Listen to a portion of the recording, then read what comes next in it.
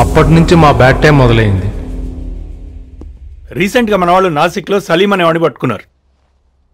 Search చేస్తే దొరికాయి fake stamp papers.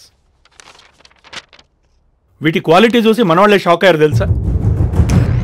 ఎంతో అనుభవం ఉన్న రిజిస్ట్రార్స్, బ్యాంకర్స్ కూడా దీన్ని కనిపెట్టలేకపోయారు. మనం నాసిక్లో సీజ్ చేసిన వాటి వాల్యూనే దాదాపు 1000 crores ఉంటుంది. మొత్తం స్కామ్ విలువ 30,000 కోట్లు ఉంటుందని అంచనా. ప్రాపర్టీస్ రిజిస్టర్ చేసిన వాడు ఈ డాక్యుమెంట్స్ ఎక్కడో బీరువా కింది సరుకులో పెట్టేస్తాడు.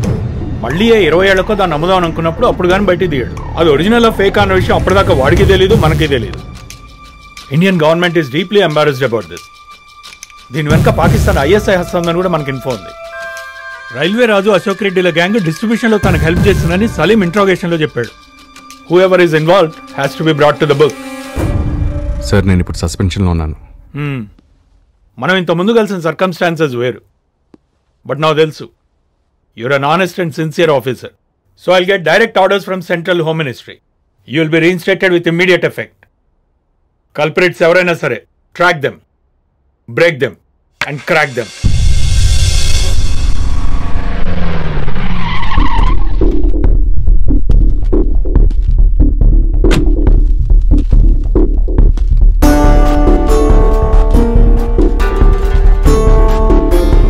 పద. ఎక్కడికి? హెడ్ క్వార్టర్స్కి. దేనికి? ముందు పద, అక్కడ చెప్తాను. నేనెవరో తెలుసా? నా బ్యాక్గ్రౌండ్ ఏంటో తెలుసా? నా రీచ్ ఏంటో.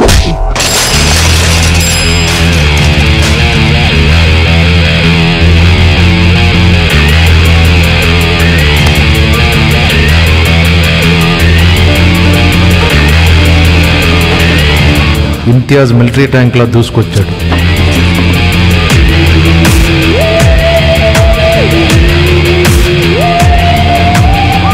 ఒక్కొక్కటిగా మా బలాన్ని, వర్గాన్ని నాశనం చేశాడు.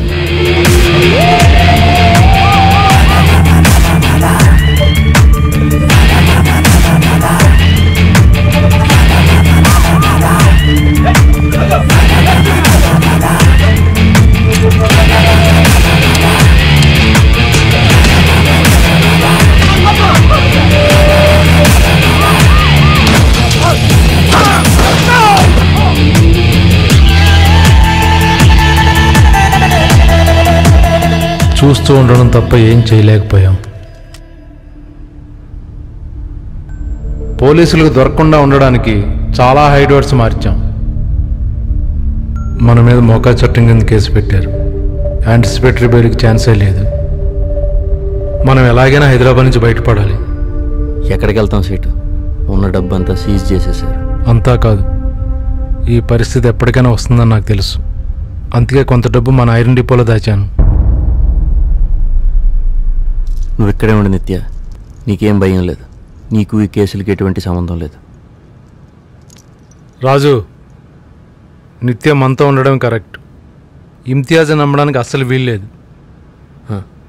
నిత్య, నువ్వు వెంటనే స్టేషన్కి వెళ్ళి 3 టికెట్లు తీసుకో, ఇండియాలో ఎక్కడికైనా సరే. రాజు, నువ్వు వెళ్ళి మన డిపో నుంచి డబ్బు తీసుకురా. నేను వెళ్ళి ఫేక్ పాస్పోర్ట్స్ రెడీ చేయిస్తాను. అవసరం అనుకుంటే విదేశాలకు వెళ్ళిపోవచ్చు. సరిగ్గా మధ్యాహ్నం 4 గంటలకు మన స్టేషన్లో కలుస్తున్నాం.